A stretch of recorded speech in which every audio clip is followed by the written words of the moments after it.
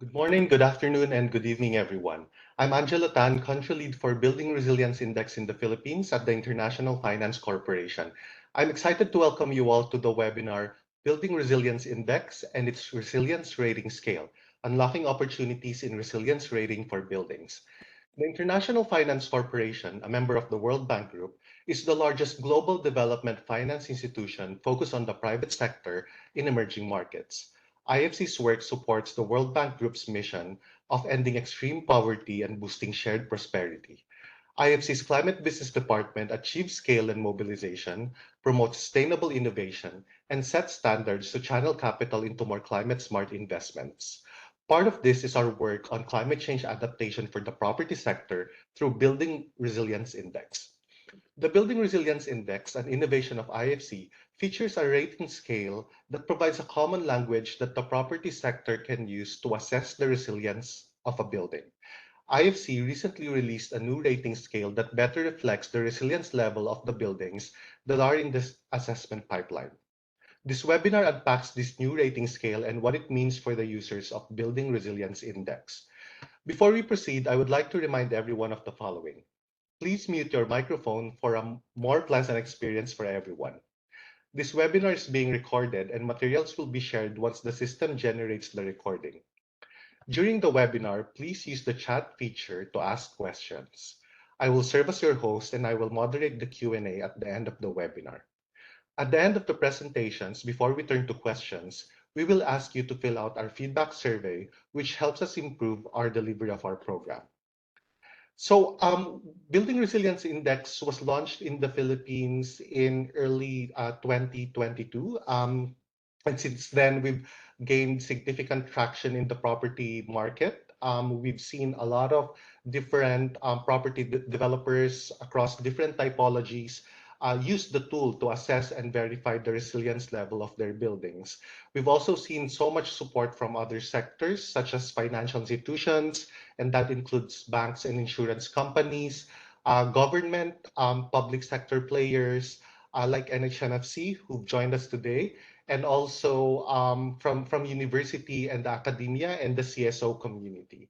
But this is such an important work. And I think that in our past webinars, we talked about how the Philippines was selected as the pilot country for Building Resilience Index because of a couple of main reasons. The first one being that we have a lot of forward-looking stakeholders in the country who would like to do something different in terms of how we develop, construct, and operate our buildings. And also the other reason is that the Philippines is the most vulnerable country to climate change according to the World Risk Index. So today we will talk about the rating scale, and you can think of this more as a technical session, but also a conversation around how we can maximize the value of this rating scale to evaluate the resilience of our buildings.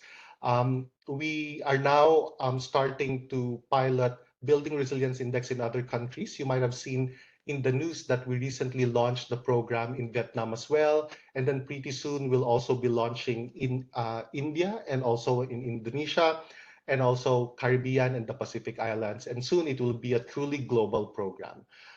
Indeed, what we've implemented in the Philippines will serve as a very important learning experience as we go on to roll out this program in other countries as well. So at this point, I would like to invite to the virtual stage Pearl Mars, our technical specialist for Building Resilience Index, to present Building Resilience Index and the newly released BRI rating scale. So Pearl? Thanks, Angelo, and thanks everyone for joining us this morning. So I'll just gonna give you a brief overview, and also after my part, Aris is also with us today. He will be explaining more on the technical side of the rating scale. So just a quick overview of just to quickly introduce first the organization. So we are International Finance Corporation. We are part of the World Bank Group. We are one of the 5 organizations that make up the bank. So for IFC, our focus is on private sector development. So what we offer solutions on financing, financial and technical solutions. So within IFC, there is a climate business group which we are part of. So our focus is on introducing climate smart solutions in the market, and one of them is the Building Resilience Index. So since we are looking for solutions in climate, and built environment is one of the most important sector in it. We all know that the built environment is being faced by a massive threat because of disasters. And disasters, as we know, has been very costly. It happens more frequently and severely each time. The trend says, based on the trend from 1970s, we are seeing that a lot of our losses from disasters, sadly, the variation in terms of losses from the uninsured and insured assets are very big. So that's why there's a very great need for us to focus on how we can help the built environment be more resilient. So our work on Building Resilience Index basically focuses on that aspect, that on what in a sense that we want to focus on how we can make our cities and buildings more resilient. And basically for this part, what we want to say is that Building Resilience Index is part of the larger work of the World Bank Group, larger work on action plan on climate change adaptation and resilience. Focus are cities and buildings, and these are the key priority areas of the bank. And then this plan has a direct reference to Building Resilience Index. So basically for this one, our approach is to basically introduce resilience of the project, resilience through the project, and of course, a letter grade rating system that everyone in the market would understand. So it is a rating system that the banking institutions, the real estate sector, the buyers, the tenants, the government sector understand.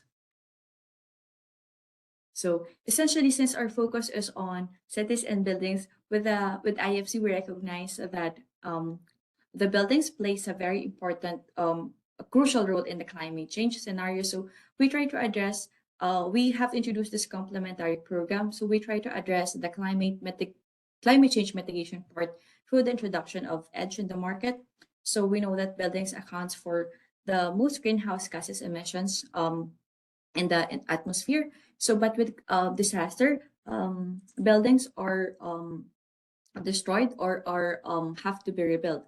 So, with that, whenever we try to rebuild and reconstruct these buildings, again, more greenhouse gases emissions are being emitted in the atmosphere. So that's basically the start of the very vicious cycle in the built environment. That's why there's a very big need for us to focus on how we can help the sector build more resiliently.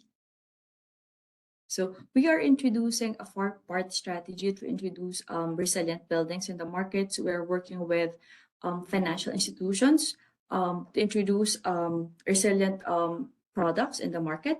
We are also working directly with the real estate sector, try to how we can really build on how we can make our buildings, our assets more resilient. And then we're also working with the public sector, how we can try to incentivize this work on resilience. And then, of course, the fourth part of the strategy is to basically introduce a tool that would help all these things happen with the Building Resilience Index. So with Building Resilience Index, it is essentially a web-based hazard mapping and resilience assessment framework. It has three components. We try to identify first the risk of the project based in its location. So we're looking at the four major hazard categories that the building experiences. So, and then after looking at major hazard categories, after now identifying the applicable hazard, we now try to find how we can manage that risk by looking at the physical integrity and the operational continuity of the project. And then once we're done with the assessment, then now we can disclose the risk with a letter grade rating system.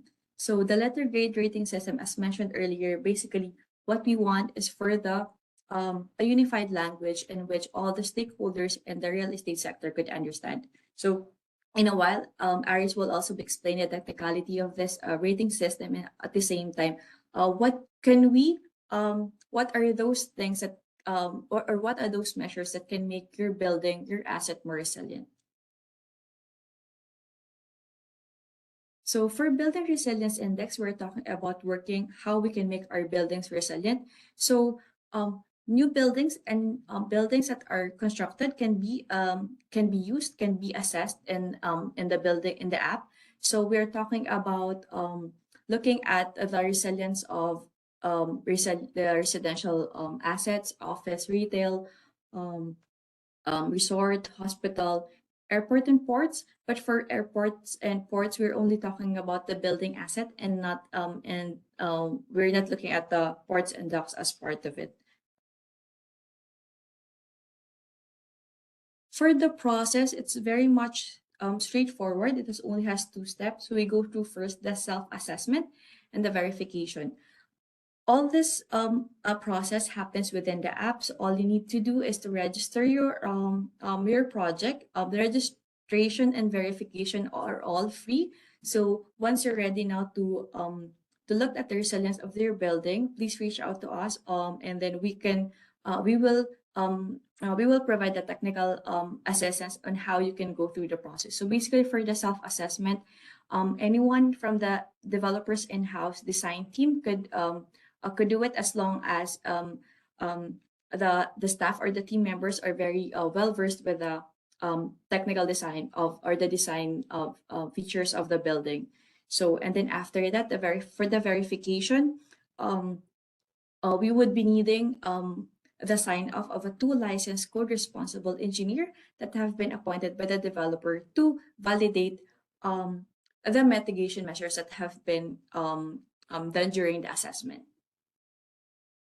So aside from being co-responsible engineers, we also require for the verifiers to have at least 10 years of experience in the market so that they can validate the project.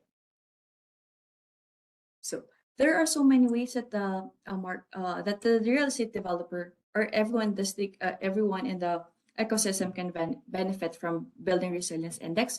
For the construction developers, it is a way for you to assess and improve the resilience of our asset to site-specific natural hazards.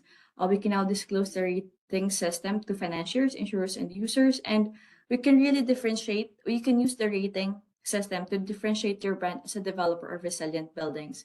And for for insurance companies or financial institutions, I think with Building Resilience Index, it is a tool that can complement the catastrophe model with a multi-hazard approach.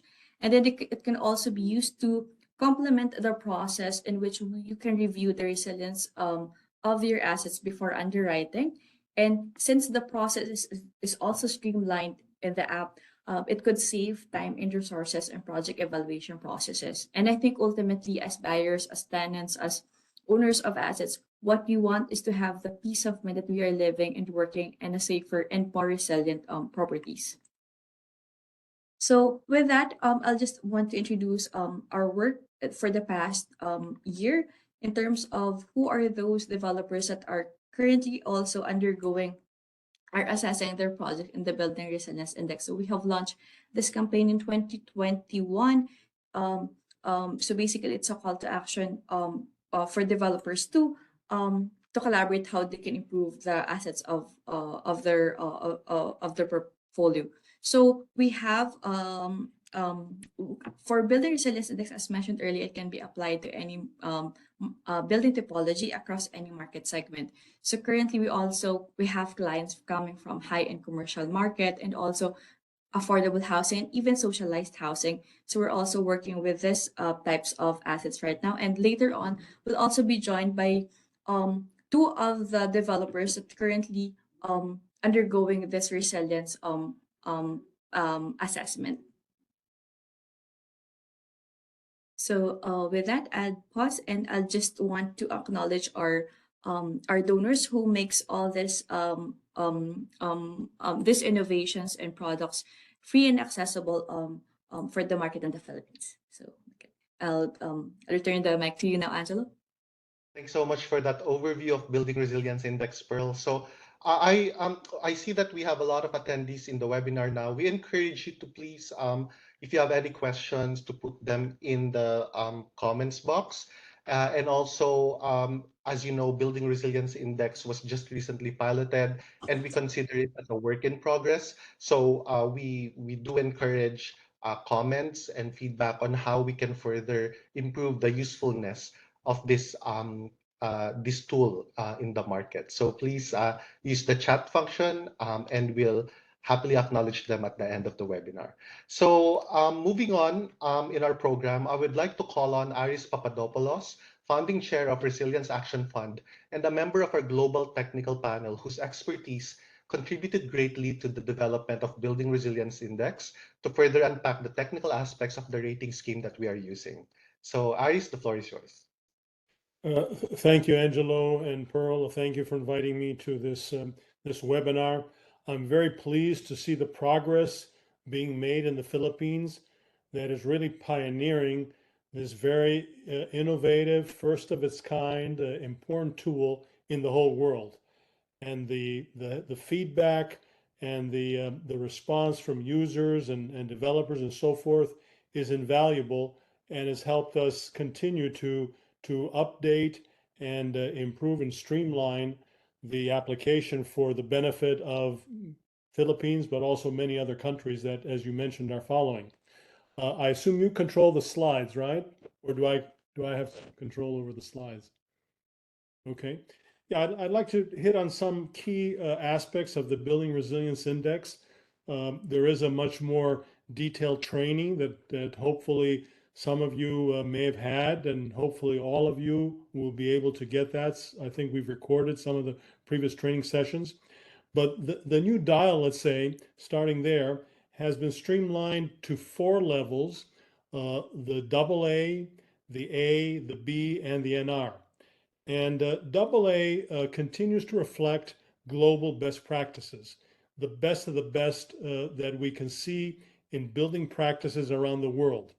And therefore, AA will be what we see as any local national codes should be aspiring to become in the years ahead.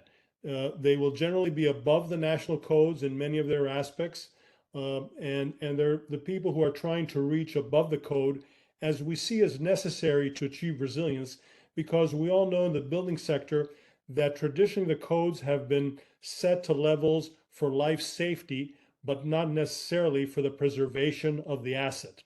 And BRI aims to achieve both life safety and preservation of the asset. That's why we've set such a high bar. A reflects a very robust and recent code, and in the Philippines, many of the components, let's say, of the current code are at the A level. Some may not be in some areas, such as fire, and still need to be worked on in the future. But that is kind of the A level. The B level will be either a weaker code or an outdated code, perhaps for a building that was built years ago. And NR will generally be unplanned, unpermitted development, but also perhaps permitted development that was set at very low levels. And in addition to the base ratings, you see the little pluses there that have been added to each of the AA, the A, and the B.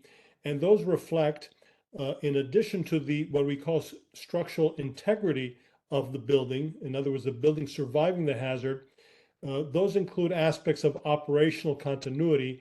In other words, making sure that it's not just the building surviving, but also the building can continue to function. And so there's a list of 10, I believe, operational continuity measures, and there's a minimum number of measures needed to achieve the plus rating at any level. And with time, we'll be collecting data, and I believe we will see that the AA's will fare much better over time in hazards than the A's, which will fare much better than the B's and the NR's. In fact, we are going back to some of disasters, for example, the recent earthquake in Turkey, and have been asking, the buildings that survived, would they have been, A's and AA's, and those that were destroyed were probably B's and NR's. And it seems that pattern, even in a backward-looking, retrospective basis, without going through the thorough analysis, applies. So, the importance here is we've created a tool that can be both robust, because we know we have to be very serious when we talk about hazards, but also to be easy to apply. Next slide.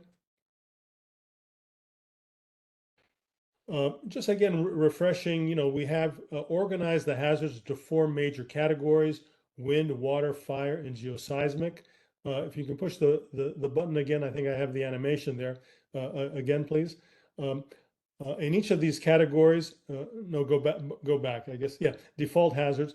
In each of those categories, there are what we call default hazards. Independent of the location you're at, you will generally have to mitigate those kind of low-level hazards in BRI. Of course, we know in the Philippines we have severe types of hazards in each one of these categories: typhoons, tsunamis along the coast, flash flooding, even wildfire in the forested areas, and of course, in addition to subsidence, seismic activity in some locations, landslides and volcanoes.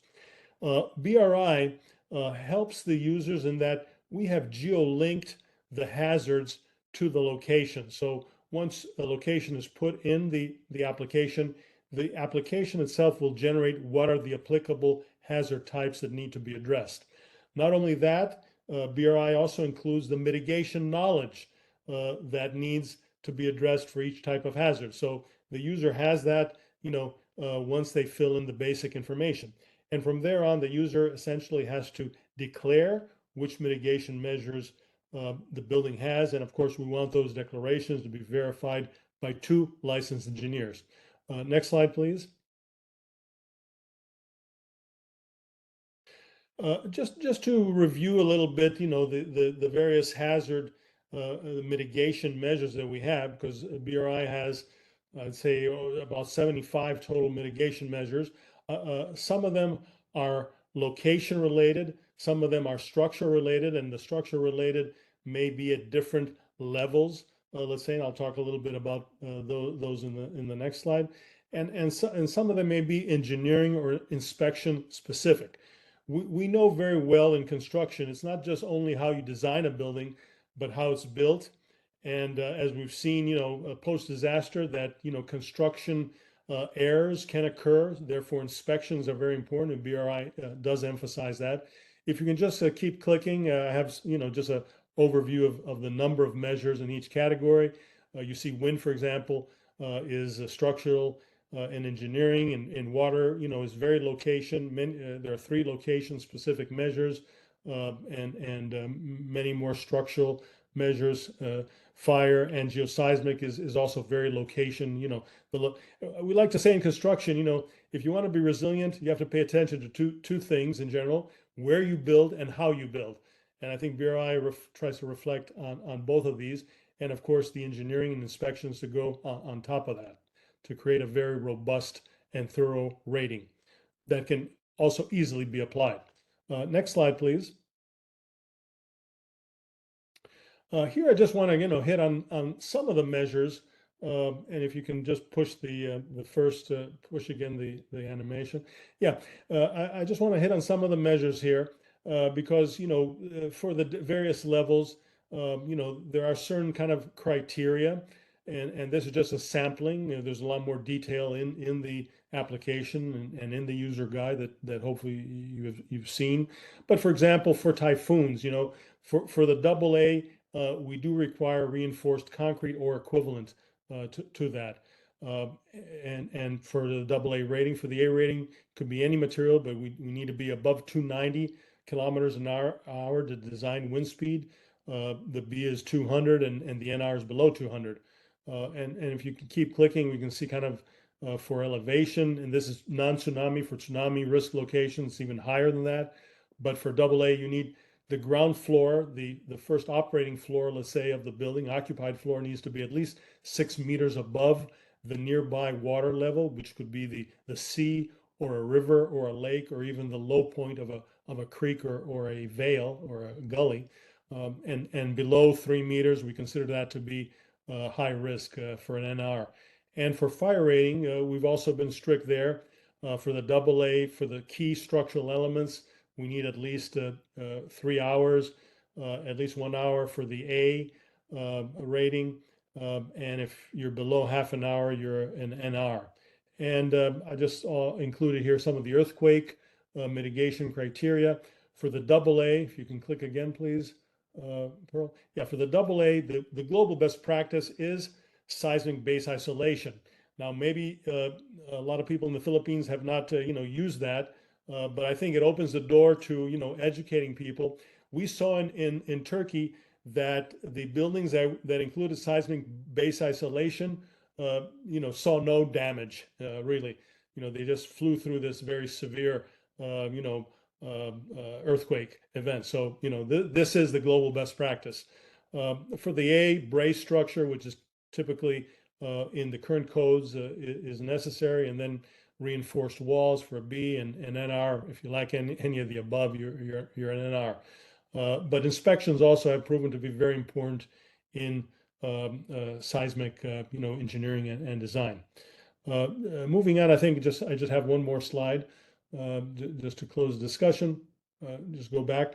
Yeah, BRI, and people have asked, why we do this. Mother Nature, will find a building's weakest link. So BRI puts a rating on each of the hazards, but then the overall building rating will be the lowest of the four.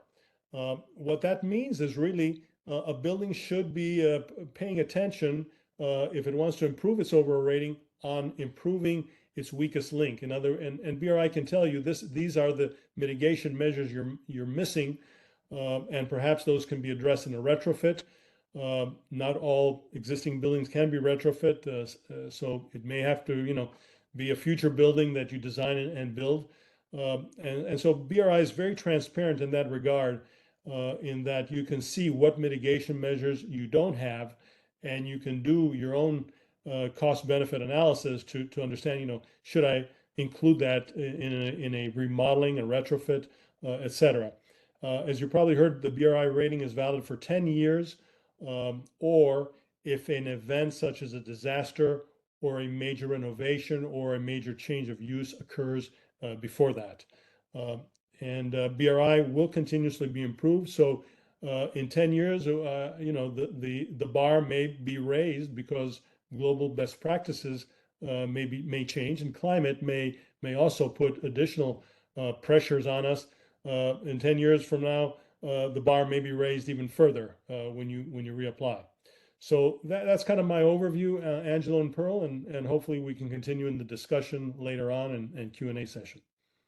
Thank you so much, Aris. And we are moving fast with the presentation so that we have more time to engage with the audience who are starting to put in their questions, one of which is from Vic, which asks, can architects be verifiers? So the answer is yes.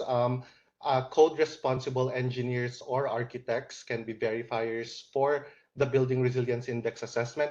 We will go through the verification process in more detail a bit later. I see there's another question sent privately on the requesting more clarity on the verification process. So we'll try to address that. So, but at this point, since we launched Building Resilience Index, we have engaged with various developers in the Philippines to implement this important work. And within these companies are highly competent building professionals who lead the BRI assessment and verification process. So what we did was we invited a few of them to talk about their experiences with BRI.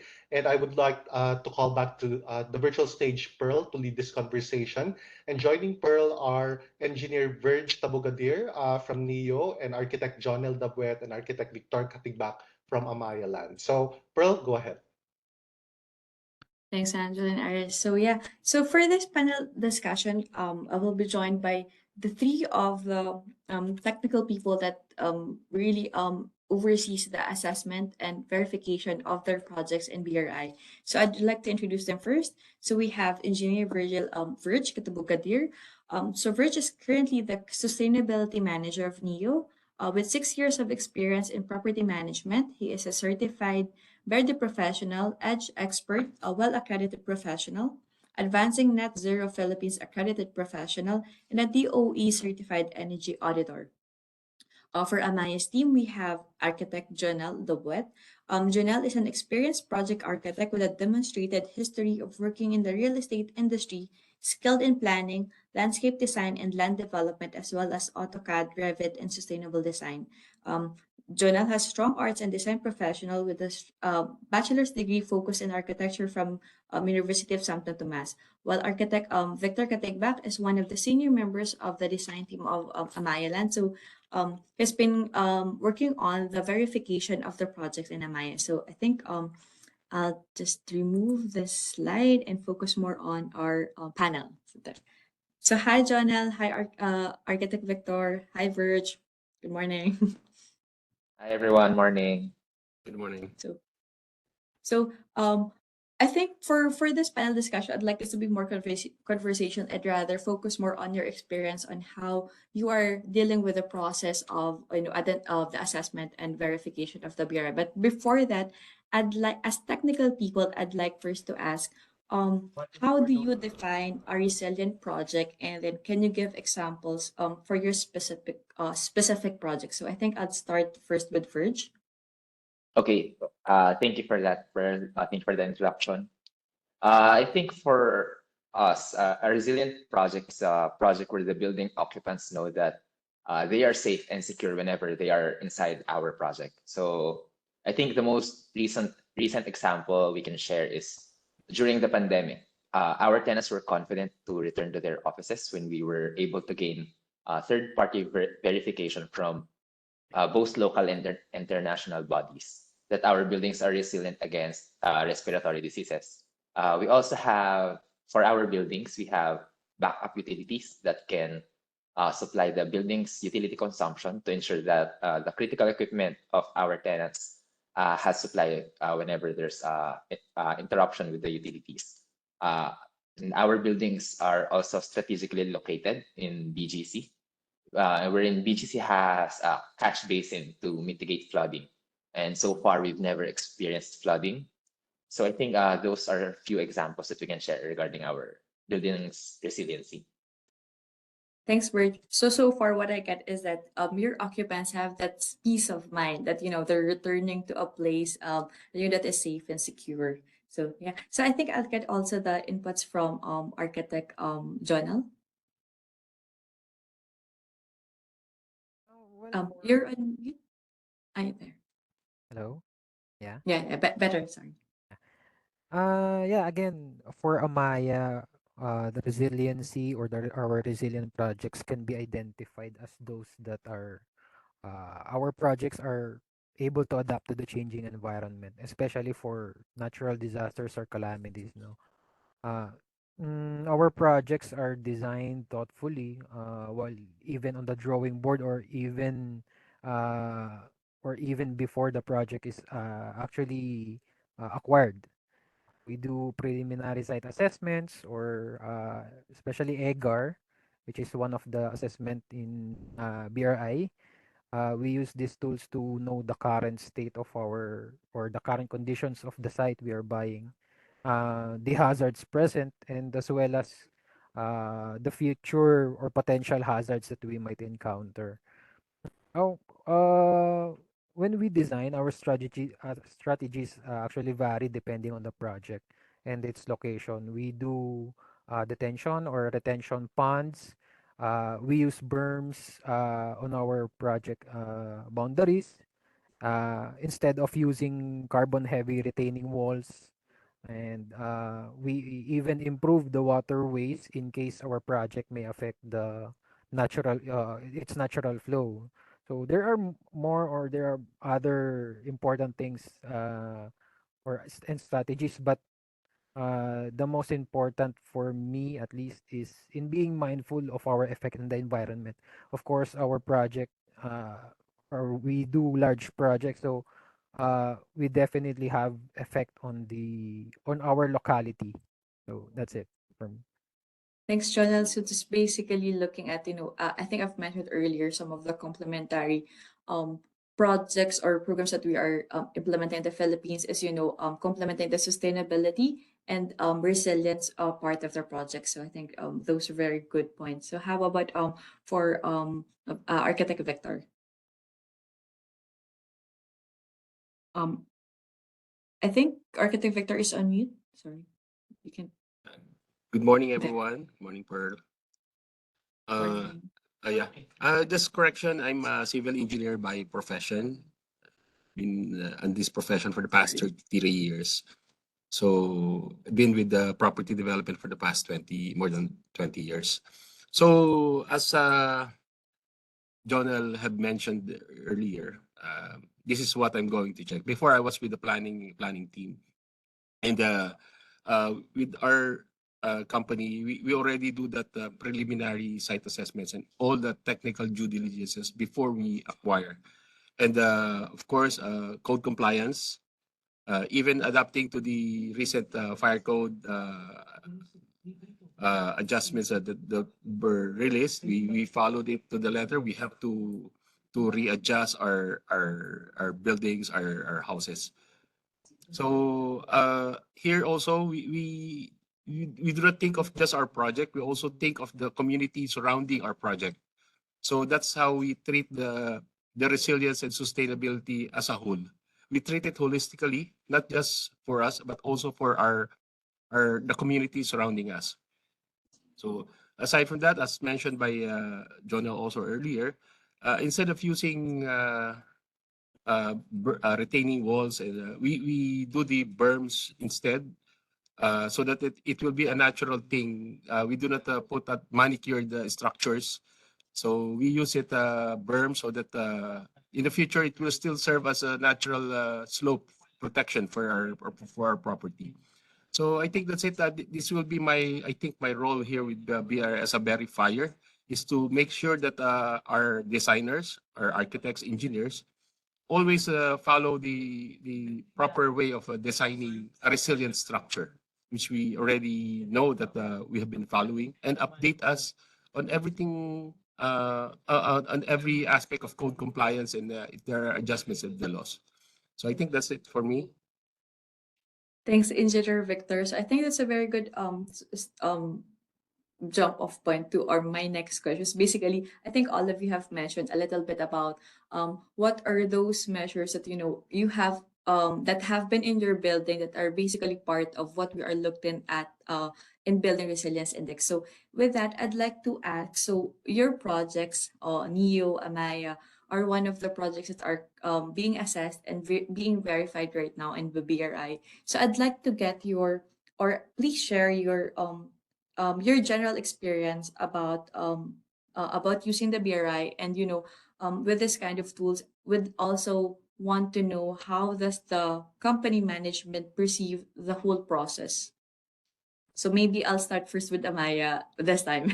So maybe I'll start first with the Jonathan is I know the one handling the assessment for Amaya projects, and of course Engineer Victor is on the verification part. So I'll start first with Architect Jonal.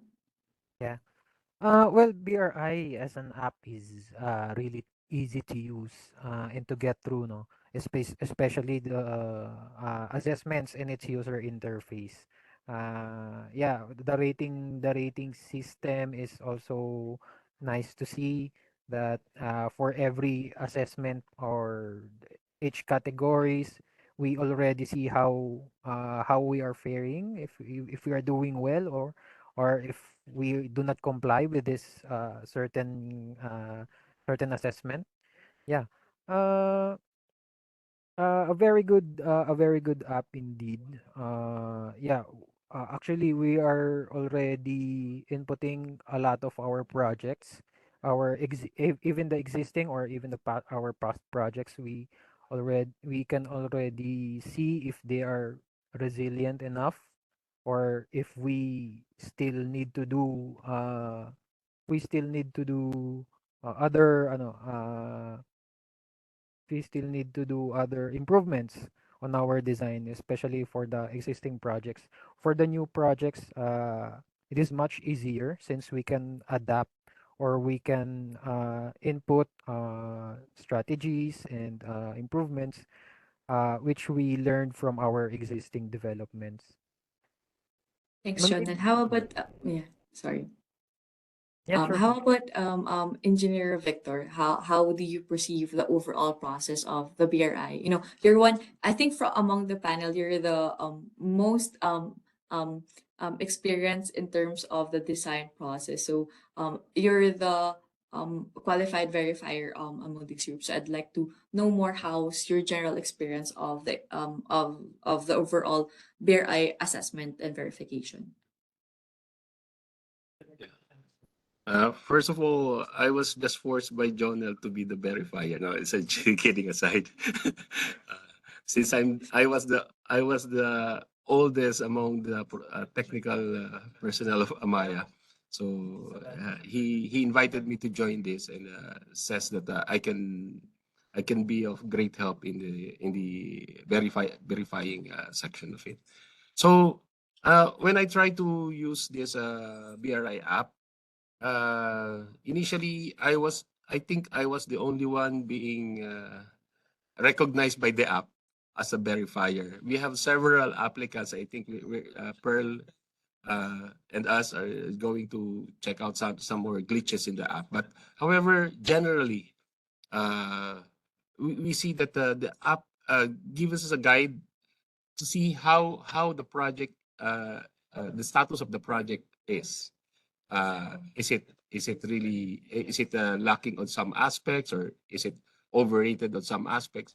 That this could serve as a balance of all the checklists of a project, of a building. So I see this it's a very good app, and it can be a guide, and also basically this will be I think this will be the first part of the assessment or verification of a project to see if it is resilient and sustainable. And there are other apps and other certifications that we can moving forward.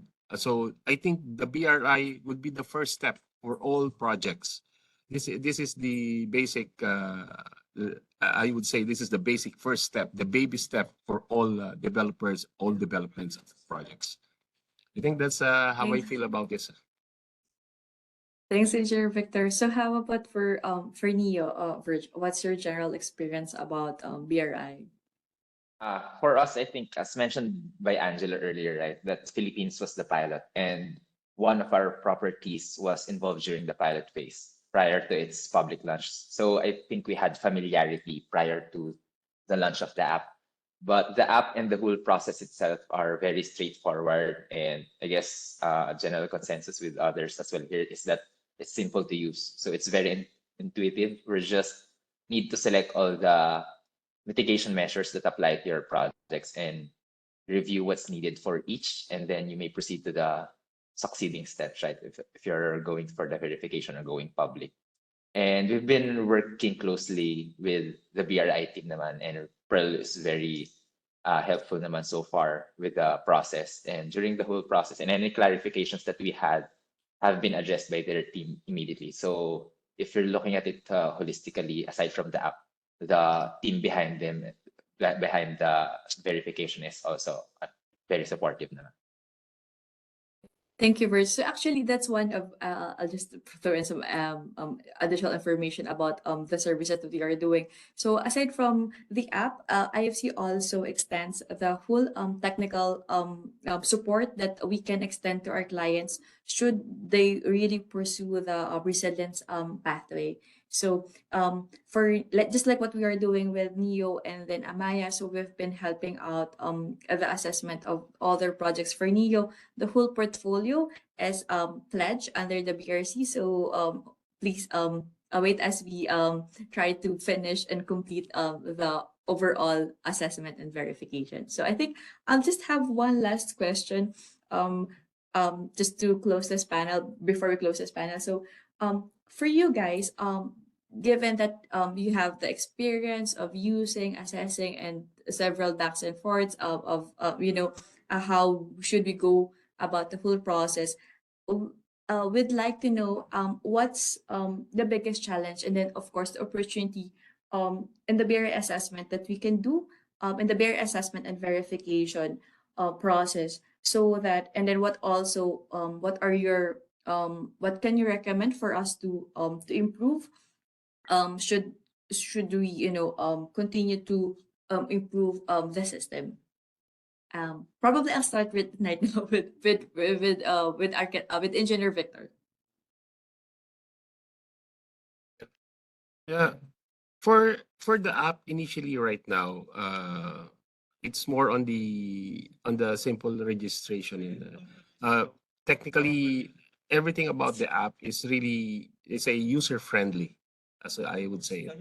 Uh, I think what I encouraged Jonel during the assessment is the uploading of the files for the verifier to confirm with, if just in case there are things that needs to be verified. Uh, Users should the one inputting the data should include files used to on the design, on the studies, so that it will be verified much easier. So I think that that's a basis only. I think what we need, and for the for the app itself, I would say for now it is a really very fine. It's an okay app for me. I could use it well, and it's just that I need somebody to another verifier so that we can do a comprehensive verification already, so that it could be a continuous process. We want to to mock up a project so that we can continuously. We have already, I think Jonel have already inputted, assessed several projects already. I think 10 projects.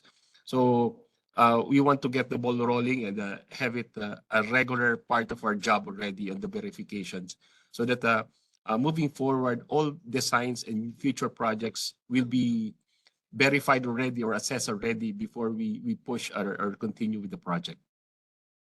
Thanks, Engineer Victor. So those inputs are really also very valuable to us because as we continually improve the app, so we'd like to get more and more of this feedback from you so we can continue improving it. As as you all know, we are currently still on the beta phase of the BRI, so we are still continue gathering more feedback to continue and more to streamline really the process and for better experience also for all the technical people and for the future users of BRA. So for how about for architect channel?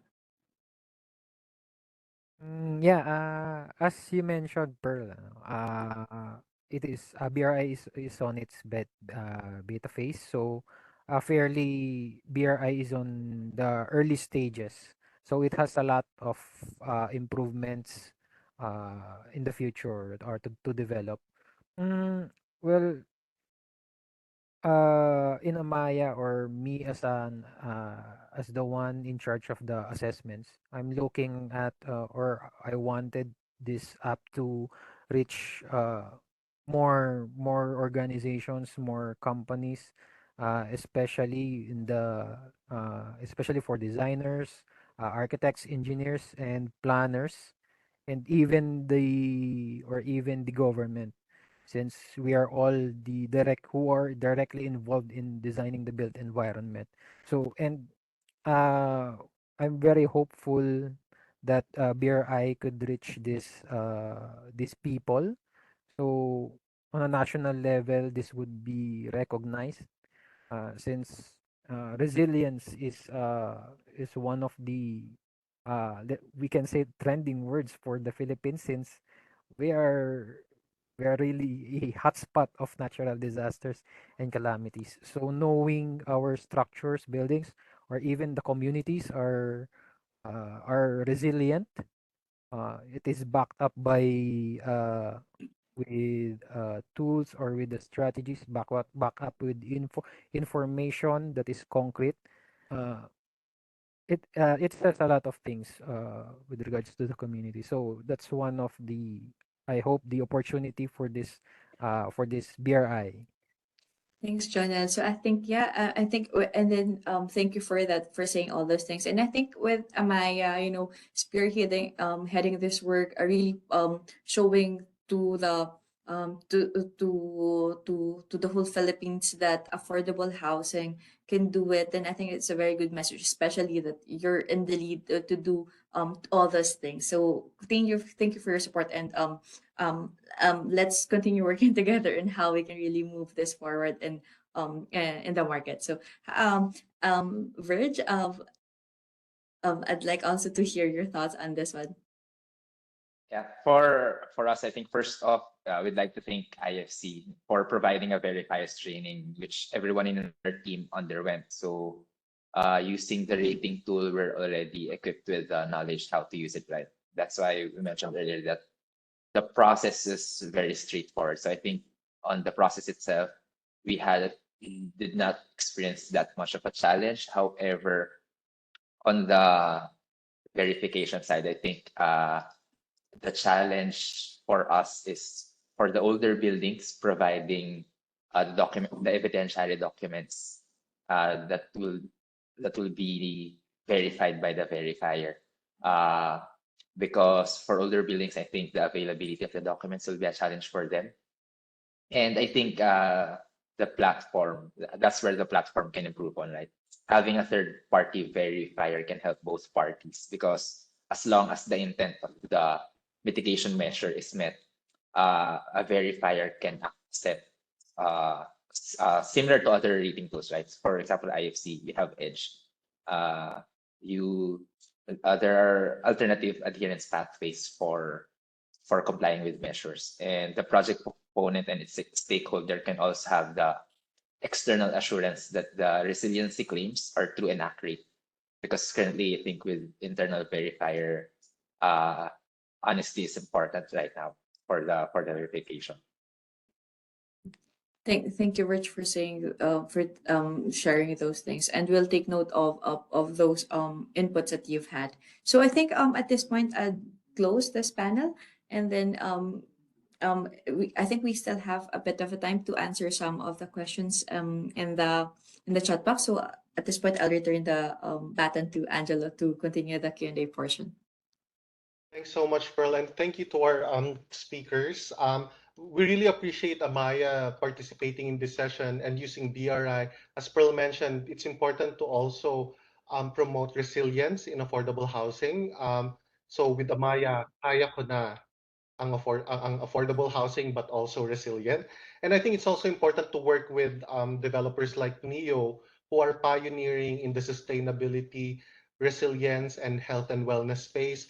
I think we need to see more of these so that others can follow suit. So we still have a bit of time to go through some of the questions, and I see there's a lot on the chat. But in case we cannot answer all of these, we'll collect them, put them in a document, and send them to you as a follow-up email. But one of the things that caught my attention is the topic on seismic base isolation. So there was a question about seismic base isolation being required for a double A rating. And we are working with a developer, so that's for this building called Bamberton in Arca South, that has a seismic base isolation technology. So maybe, Aris, if you can shed a bit more light about this. And the question is also asking, is base isolator truly called earthquake protection device? And how does it actually protect us from earthquakes? Yes. Basically, the base isolation, which can come in various forms, some are mechanical, some are sort of an elastic, cushion, let's say. But basically, it isolates the movement of the foundation of the building from the upper part of the building, what is above ground. I've even seen it been retrofit. Certain buildings, for example, I've seen having become retrofit with base isolation. Some of the, for example, the city hall in the city of San Francisco was retrofit many years ago, as was some infrastructure like the Golden Gate Bridge that many of you have seen in photographs. The leaders in this technology for many decades have been Japanese. Japan has been the leader. And there are many thousands of buildings today in Japan that have this base isolation. The cost has gone down considerably over the last decade or so. So I believe it's a cost-effective technology that today should be used by many more buildings. And hopefully it will become introduced, if it hasn't already, into the Philippines and applied, because the seismic risk in the Philippines is extraordinary.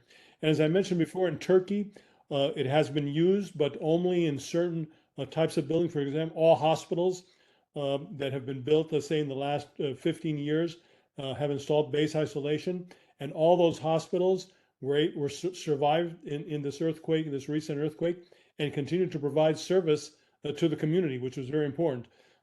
So hopefully, the Turkish government will expand the use of base isolation in many other buildings. So I would encourage everybody in the Philippines to closely examine it in their future projects and even in critical retrofits.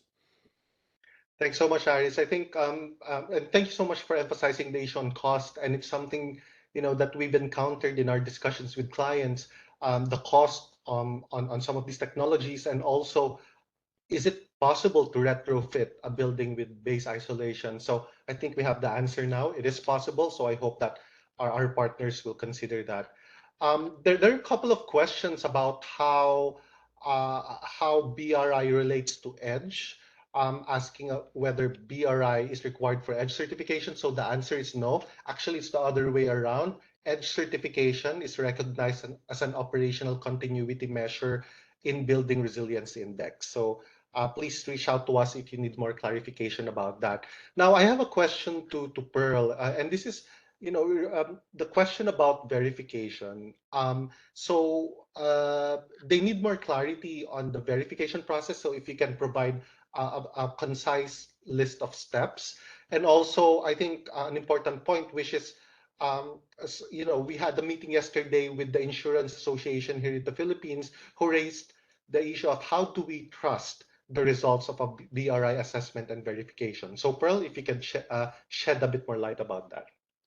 Yeah. So thanks, Angela. So for the verification process, basically, what we require is so once the project is now ready to be verified, we are requiring we have two requirement for the verifiers. The first one, they must be code responsible technical team, so either an architect or engineer can do the verification process, as long as they have at least 10 years of experience. Now we know that's a quite um, strong requirement for the verification process. But what we want is really someone very senior from the team would do the verification process, so that we hope that adds a little bit or more clarity in terms of the um, mm, what do you call this, the trust that when the financial institutions can take a look at the project, it is the vouch of the most senior or one or the more senior technical members of the team is doing the validation or the verification of the project. So during the verification process, as mentioned earlier, it also happens within the app. So the one doing the assessment, the assessor, would trigger an invitation to the invited verifier, and then from there the verifier will just log onto his account and then basically check one by one the measures, the input that have been done in the app. So for each measure, we are requiring two verifiers that would sign off the measure. So in a project, we could have two or more verifiers, because they would need to check each measure individually. So because for BRI, we are looking at, as I think Iris showed some of the measures that we are looking at. So for BRI, we are looking at the physical integrity of the building. So we are looking at basically some of the components of the design team. We're looking at the fire ratings of the structures of the building. So we are also looking at the site component of the building. So that's basically different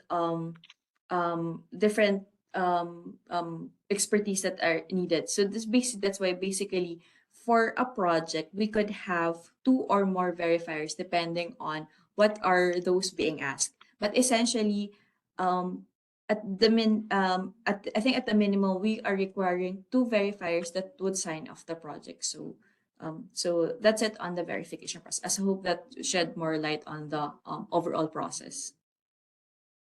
Thank you so much, Pearl. So we've come to the end of the hour. I just wanted to address a couple more questions before I ask Aris and Pearl for their last message. So there was a question around if BRI can already be used for projects in the Caribbean. So the answer is yes, it can be used already, but I think it's just a matter of whether the global maps would suffice, or we need to access more granular maps for each of these geographies, which is something that we're working on for the other pilot countries. There was also another question about working with local government units for BRI review for specific communities and buildings and government buildings. So yes, we are very much willing to engage with local government units to improve assessment in this local jurisdiction. So the rest of the questions, we'll put them in the document and then share them as a follow-up email. But at this point, I'd like to call back Pearl for any last call to action, and then after that, let's have Aris as well. So thank you again, everyone, for joining us today. So for BRI, so we are I just want to say that once your projects are ready to be assessed and verified, please reach out to us. Our technical support are here. So from the assessment to the verifier, so we are conducting all these technical sessions with your team. We can do it at your office, or we can do it also here in IFC office in BGC, just to see how we can support more of your projects and see where you are in the resilience rating. The value of building resilience index is not on how high where you are in terms of the letter grade system, but rather the point is to know where you are settled in the resilience rating. So I think that's one way for us to see what that's one step for us to do more, and then how we can really try to make our cities and buildings more resilient against natural disasters. So that's it from me. Thank you, Pearl. And Aris? Yeah, thank you for inviting me to this. Appreciate everybody who attended. For me, the Philippines, I use it as a role model when I talk to audiences in other parts of the world. And I'm hoping that part of your efforts will be to collect some case studies that will be not only useful to people in the Philippines, but also can help our efforts in other countries. So, as you're looking at this, bear that in mind, and hopefully we can promote some of these companies that are really taking the innovation to the next step. Thank you so much, Aris. And I'm sure Neo and Amaya will be very willing to be the first of those case studies. So we've come to the end of the webinar. After the session closes, you will be redirected to a survey form. So it's just a 30-second to 1-minute survey. We hope to receive your feedback so we can improve on our delivery of the BRI program. Thank you again for attending our webinar, and we're looking forward to collaborating with you on Building Resilience Index. Have a great day.